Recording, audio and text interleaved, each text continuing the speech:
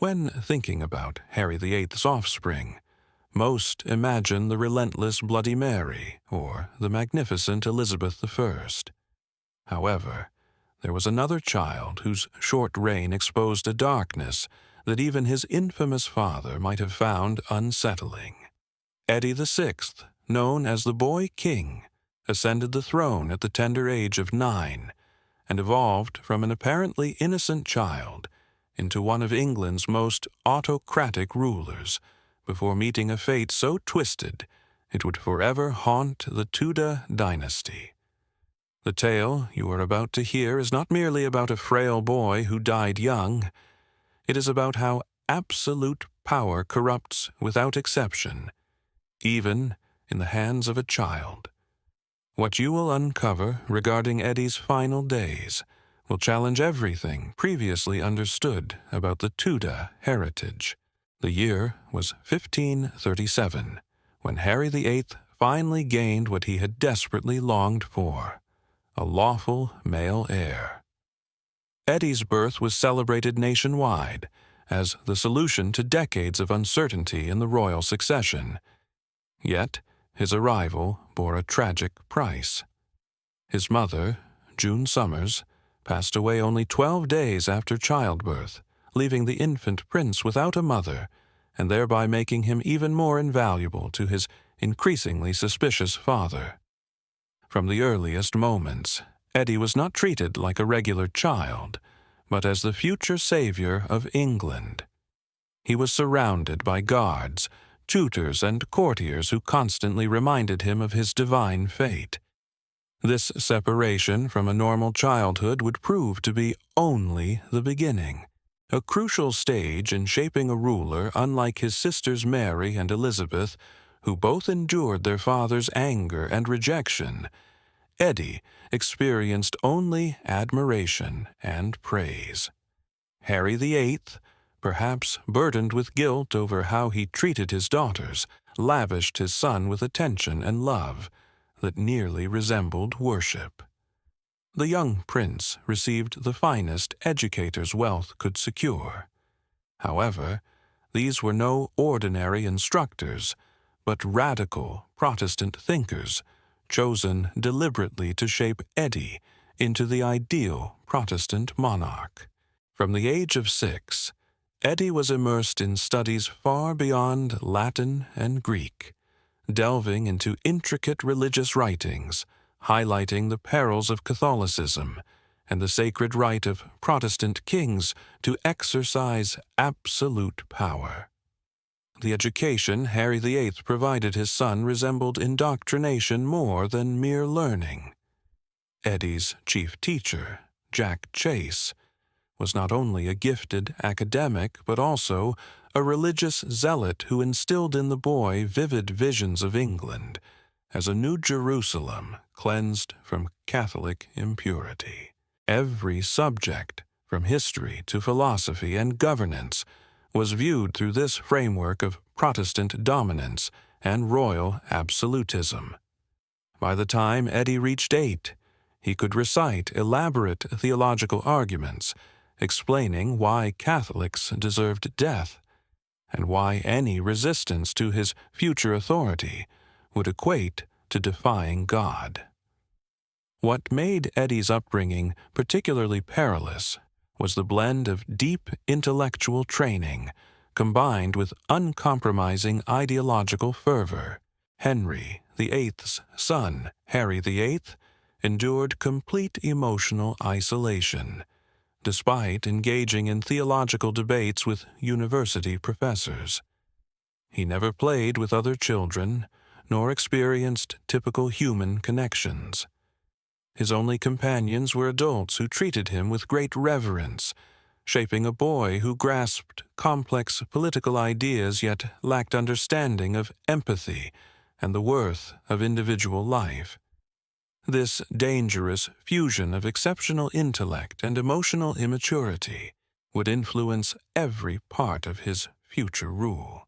In the autumn of 1547, England came under the rule of a 9-year-old boy raised to see himself as God's chosen instrument on earth. Eddie V ascended the throne after the passing of his father Harry VIII, inheriting not only the crown, but a kingdom fractured by religious turmoil. The young monarch was shaped by fiercely Protestant tutors his father selected, men who filled his mind with visions of spiritual purity and absolute power. In contrast to his elder sisters Mary and Elizabeth, who had faced their father's anger directly, Eddie had been shielded, admired, and told from birth that greatness awaited him. This combination of divine entitlement and childish stubbornness would be disastrous for thousands of his subjects. The England Eddie inherited was a tinderbox of religious conflict. Harry VIII had severed ties with Rome and founded the Church of England, yet the nation remained deeply split among Catholics, moderate Protestants, and intense reformers. Radical reformers led the Regency Council during Eddie's reign, guided by his uncle, Eddie Somers, the Duke of Somerset. At first, the Duke appeared to promise a balanced approach to ruling. However, the young monarch had his personal vision of how England should be governed. From the earliest council meetings, Eddie showed a disturbing mix of childish sulkiness and calculated coldness.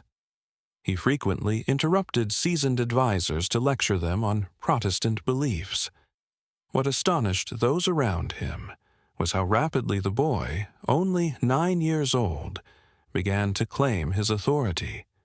Within weeks of his coronation, Eddie was personally reviewing death sentences and exhibiting a chilling eagerness to execute individuals he considered heretics. Records from the court during this time reveal a child who approached matters of life and death with an unsettling detachment, treating these serious issues as if they were intellectual games. He debated theological reasons for various punishments, with the same calmness he displayed when discussing Latin grammar. Observers noted that Eddie often smiled while signing death warrants, seemingly proud of his skill in finding biblical justification for each execution. The early months of his rule were defined by what courtiers secretly called religious tantrums, violent outbursts whenever anyone suggested easing religious policies. Eddie had taken his tutor's teaching so deeply that he truly saw any compromise with Catholic customs as a direct betrayal of Christ.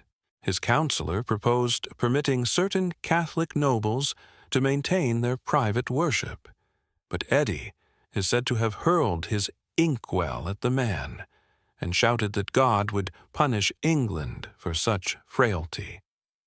Initially, these episodes were shrugged off as childish tantrums.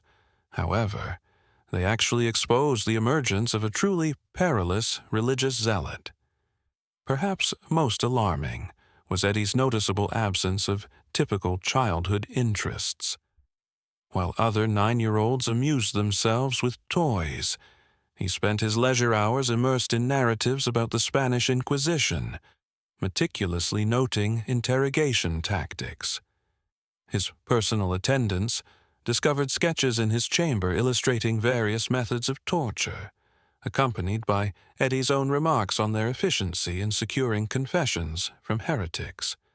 The boy, who ought to have been practicing horseback riding, was instead engrossed in studying the most effective means to crush bodies and spirits in pursuit of his Protestant ideals.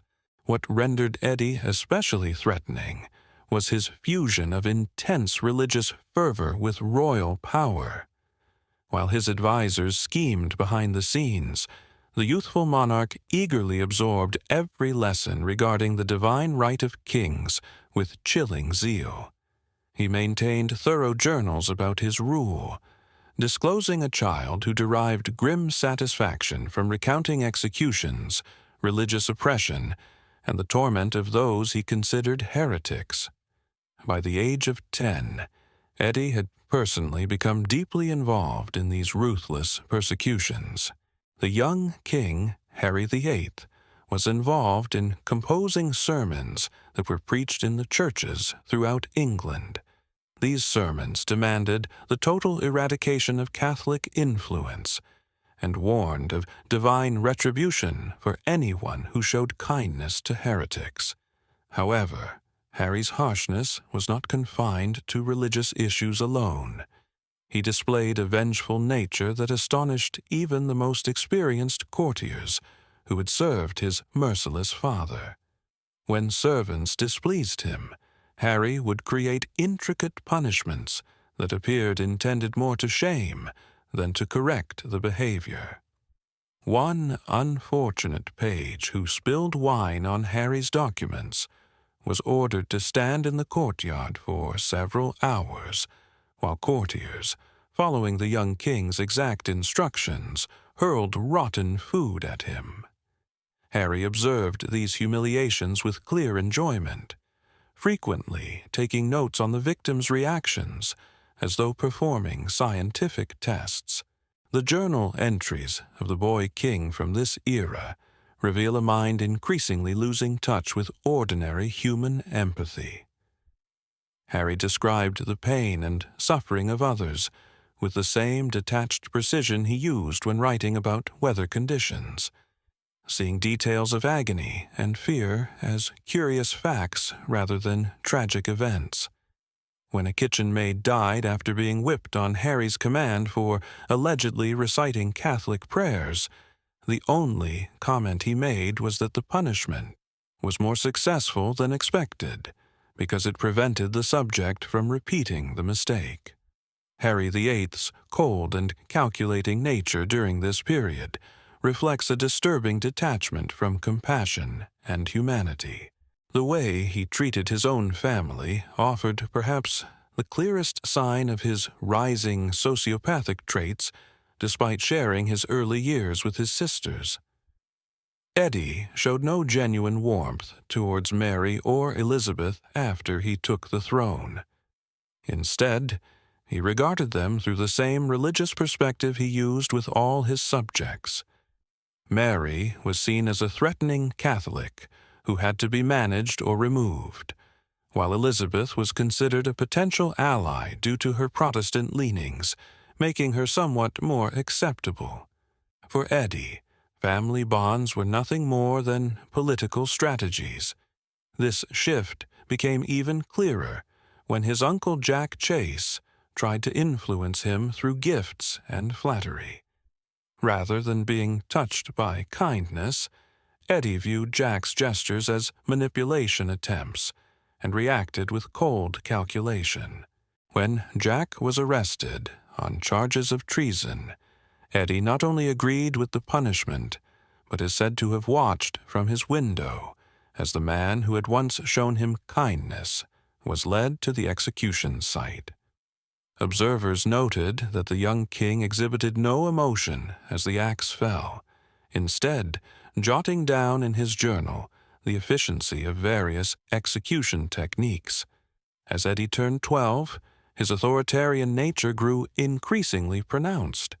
The fragile, scholarly boy transformed into a ruler, asserting direct control over governmental decisions, frequently overruling his advisors. As he sensed leniency creeping into his reforms, Harry VIII's Protestant measures grew harsher with mandatory attendance at church services, strictly monitored by networks of informers, and severe consequences for anyone straying from the authorized beliefs. Eddie personally crafted a religious surveillance system that rivals the infamous Spanish Inquisition, encouraging neighbors to betray neighbors, and even rewarding children for exposing their parents' breaches of faith. The king's fixation on control permeated every facet of English religious existence. He issued precise rules governing not only public worship, but also private prayers, specifying exactly how his subjects must call upon God, what they ought to accept as truth, and even the thoughts they should entertain about divinity. Breaking these rules was deemed betrayal against both the monarchy and God, punishable by escalating sanctions from public disgrace to imprisonment and ultimately execution. The youthful monarch took it upon himself to examine every single case, often intensifying penalties, because he believed the initial judgments lacked sufficient commitment to Protestant purity. Essentially, Eddie created a force akin to thought police, urging people to report their neighbors' religious activities in exchange for rewards when accusations were proven true. The young sovereign derived a particular satisfaction from reviewing these accusations, frequently calling the informants to court to extract more details about those they had implicated. Alleged offenses related to Catholic sympathies led those found culpable to endure imprisonment, torment, or even death. The young monarch himself examined and frequently worsened the suggested penalties. Eddie's court transformed into a domain where suspicion and zealotry were rewarded, and kindness was viewed as a flaw. The system of oppression established by Eddie was notable for its organized approach and the king's direct engagement in its workings. Unlike mature rulers who might pass such responsibilities to others, Eddie demanded to personally evaluate every case, carefully reviewing the specifics of each accused individual's supposed transgressions and frequently crafting particular penalties based on what he considered their distinct theological mistakes. His records from this era read like handbooks on religious oppression, packed with thorough debates about which penalties worked best for various kinds of heresy. What made Eddie's crackdown especially unsettling was how he merged youthful inventiveness with grave seriousness. Whenever customary punishments seemed inadequate, the adolescent king would create novel forms of disgrace and agony, always rationalized by intricate religious reasoning. A Catholic clergyman who refused to abandon his belief was compelled to carry a placard stating, "Enemy of Christ," throughout London's streets, while children pelted him with stones, all under Eddie's explicit orders. The monarch observed the scene from his palace window, reportedly amused by the priest's agony, while jotting down notes to his secretary. Harry VIII's fixation on religious purity reached deeply into his own family in ways that displayed a total absence of natural warmth. Eddie regarded his half-sister Mary, a committed Catholic, not as kin, but as the greatest danger to his Protestant England. In surviving private letters, Eddie expressed a hatred toward Mary that was both immature and terrifying, calling her a bastard and an enemy of Christ, while scheming to have her declared illegitimate or even punished by death for her supposed heresy. The boy, who should have felt brotherly love instead, nurtured dark fantasies of witnessing his sister's execution by fire for her faith. His animosity toward Mary surpassed mere political strategy. It appeared to consume him with a personal fury that alarmed even his most extreme advisors.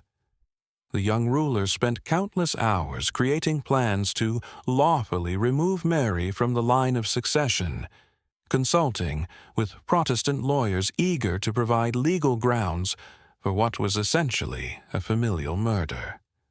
Observers at court noted how Eddie's mood would darken at the mention of Mary's name, often causing him to withdraw to his chambers to compose lengthy treatises on the religious imperative of excluding her from the throne. The boy king's designs for dealing with Mary became more and more intricate and harsh.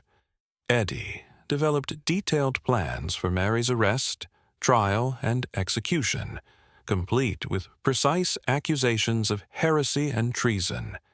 He even drafted what was meant to be Mary's confession, making her reject Catholicism and admit her illegitimate lineage before being granted the mercy of a swift execution by beheading instead of burning.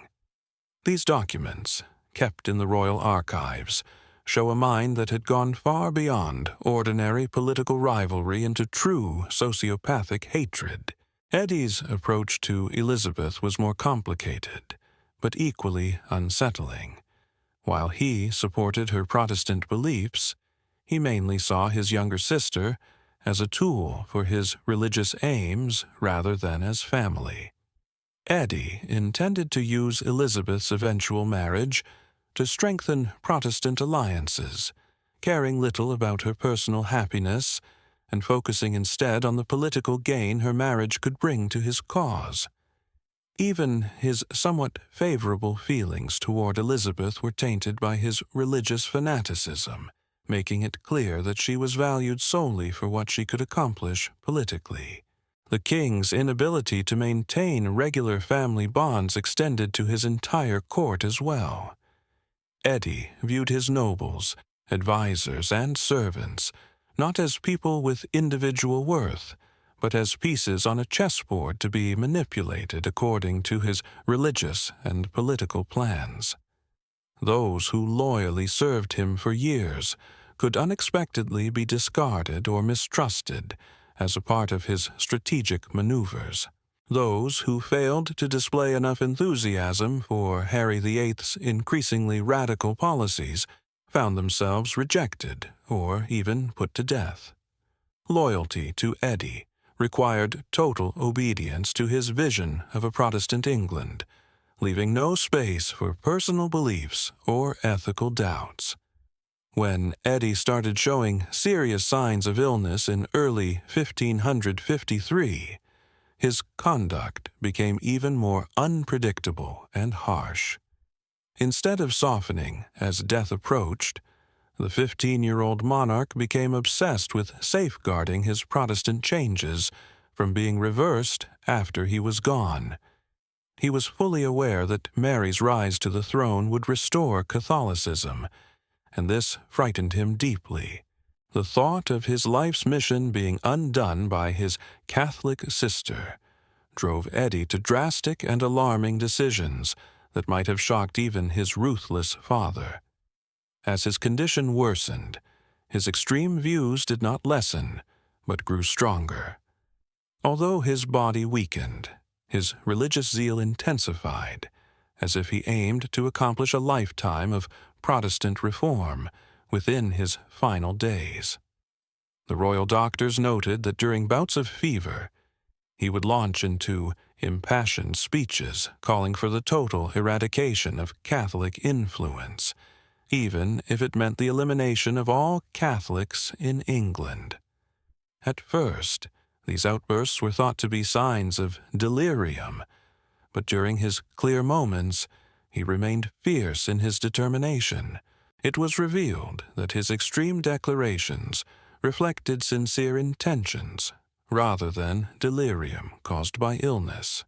Eddie began secretly convening with Protestant radicals who were organizing a coup aimed at sidelining both Mary and Elizabeth in favor of his Protestant cousin, Lady Jane Grey. The plot that unfolded was astonishing in its boldness and cruelty, involving schemes to detain or eliminate both of his sisters and establish a puppet government dominated by Protestant zealots. The 15-year-old king, despite his frailty, threw himself into these plans with an intensity that both impressed and alarmed his fellow conspirators. The details of Eddie's final conspiracy exposed the full scale of his change from an innocent youth to a potential despot. Working alongside Jack Chase Dudley, the Duke of Northland, Eddie devised a strategy that would have led to the deaths of both his sisters and the creation of a Protestant regime far more extreme than anything England had experienced before. The plot included plans for mass executions of Catholic nobility, confiscation of all Catholic estates, and the creation of a permanent religious police force to oversee every facet of English life. Eddie's direct participation in shaping these horrors was meticulous and fervent. In his last weeks, the ailing king was occupied drafting lists of Catholics marked for execution, properties to be confiscated, and laws to be enforced in his envisioned Protestant utopia, with his handwriting becoming increasingly intense. Unsteady due to his illness, the young king filled countless pages with plans that essentially amounted to religious extermination. The boy, who had once appeared to be a naive pawn in political schemes, revealed himself as the main architect of a plot so ruthless that it would have made the Spanish Inquisition seem merciful in comparison. However, Harry VIII's sickness carried a cruel irony that seemed almost like divine punishment for his horrific intentions. Contemporary medical experts believe the young monarch suffered from a mixture of tuberculosis and probable arsenic poisoning, which may have been given by his own doctors in an ill-advised effort to cure him. The bitter irony was clear to those around him. The ruler, who had spread poisonous religious hatred across the kingdom, was himself being slowly poisoned by those attempting to save his life. As the toxins ravaged his body, Eddie experienced hallucinations and bouts of madness, which his courtiers interpreted as spiritual visions. The boy, who had shown no compassion to others, spent his last days in unbearable pain, his body wasting away. The court physicians observed that Eddie Somers' suffering seemed to amplify his religious zeal instead of offering any relief, as if his physical agony was intensifying his mental obsessions instead of cleansing them. The manner in which the young king died was especially terrifying for those who witnessed it. Medical attendants noted that his body started to emit strange signs during his final moments. A few weeks prior to his passing, a terrible smell began to emanate from him, and his skin took on a greenish hue that indicated severe poisoning. Eddie's hair and nails started shedding, and he endured intense seizures that left him temporarily unable to move. The boy, once admired as one of the most handsome among Harry VIII's children, transformed into a dreadful version of himself, his body clearly revolting against the poison destroying him. Perhaps the most unsettling part was that the king was still clear-headed enough to realize what was taking place, spending his final moments shifting between screams of excruciating pain and frenzied outbursts about Protestant martyrs. Eddie's final moments of lucidity were not about seeking peace or forgiveness, but instead focused on his sorrow over not living long enough to finish the planned cleansing of England. The dying ruler implored his allies to continue their scheme even in his absence, assuring them that God would reward their loyalty in creating his Protestant utopia. The young king's last hours were a disturbing mockery of a typical deathbed, as rather than asking for pardon or showing love toward his family, Eddie used his final breath to curse his Catholic sister Mary and plead with God to save Protestant England from what he called Mary's evil. Observers recalled that his closing words were filled not with calm, but with bitterness, a grim conclusion to a life marked by religious zealotry and political extremism. When Eddie finally breathed his last, the tragic saga of his reign came to an end. On the 6th of July in 1553, the tension among Harry VIII's courtiers was tangible, although few dared to voice it openly. The boy king, who had been seen as England's hope instead, turned into its worst nightmare along with his own. His passing provided the sole relief from harsh and radical measures that threatened to plunge the kingdom into civil unrest. Even his most loyal followers privately admitted that Eddie's death might have been a kindness for England, though such thoughts were never shared publicly. The immediate consequences after Eddie's passing showed how entirely his intricate schemes depended on his personal power. Once the king was gone, the conspiracy quickly unraveled as moderate Protestants realized they were part of an extreme plan and withdrew their support. Lady June Somers, who was supposed to gain from Eddie's plot, soon found herself abandoned by nobles who previously appeared devoted to the Protestant cause, but suddenly had pressing matters elsewhere. Mary's claim to the throne gathered backing not only from Catholics, but from moderate Protestants, alarmed by the dangerous religious fanaticism revealed during Eddie's rule. The boy king, who had hoped to become the greatest Protestant leader in England, ironically left a legacy marked mostly by his cruelty and the widespread relief that came after his death, even among those steadfast in their faith. Protestants, surprisingly, found themselves accepting Catholic Mary as a better choice compared to the ongoing leadership of Protestant radicals. The irony in Eddie's story goes far beyond his unsuccessful succession schemes. The young monarch who was so determined to eradicate Catholic influence inadvertently reinforced it through his extremism. His harsh treatment of moderate Protestant voices resulted in English Protestantism being controlled by zealots who alienated regular followers instead of drawing them in. By the time he passed away, many English Protestants were starting to see Catholicism as a sanctuary from the increasingly severe rules of Eddie's interpretation of Reformed faith. Recent historians have started to reassess Eddie Somers's reign, revealing a much bleaker picture than the usual account of a frail boy manipulated by power-hungry advisors. Court documents and private letters portray a young man truly eager to carry out persecution and displaying unsettling pleasure in others' suffering. Eddie's hands-on role in arranging executions and his meticulous journals describing torture techniques indicate that England was ruled for 6 years by what can only be called a child psychopath wielding boundless authority.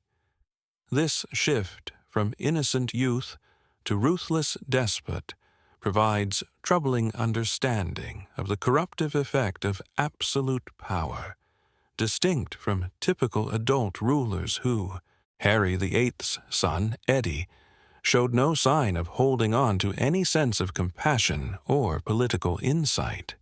His total separation from ordinary human bonds and absolute conviction in his divine right fueled a perfect storm of cruelty.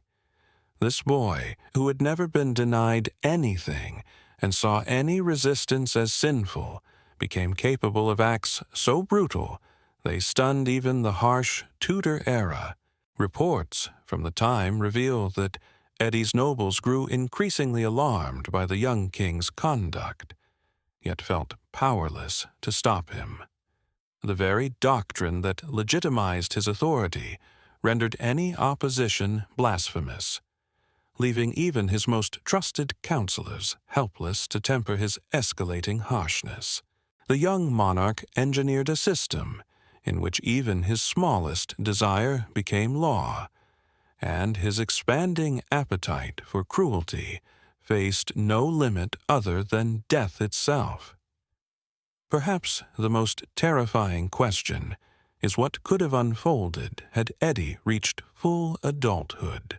His vision for Protestant England involved creating a permanent religious enforcement agency, the total removal of Catholic aristocracy, and a surveillance regime overseeing every detail of his subjects' private existence.